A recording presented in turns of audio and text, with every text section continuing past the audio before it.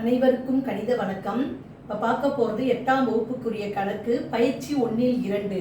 அதில் 3ஆவதுல 2வது கணக்கை பார்க்க போகிறோம். கூடுதலை காண்க. 7/5 + 5/7. இப்போ இது பின்ன கூட்டல். இது எப்படி போட போகிறோம்னு பார்ப்போம். இப்பகுதியில் 5 7 இருக்கு. அது ரெண்டையும் நான் என்ன பண்ணிக்கிறேன், பெருக்கிக்கிறேன். 7 35.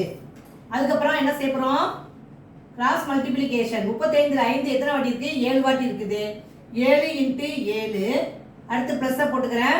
35ல் 7 எத்தனை வாட்டி இருக்குது, 5 வாட்டி இருக்குது. 5 × 5 25. இதே மாதிரி போட்டுக்கலாம்.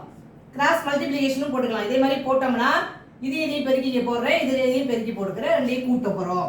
இப்போ ஆன்சர் 7 7 பெருக்கினால் 49 + 5 5 பெருக்கினால் 25 டிவைடட் பை 35.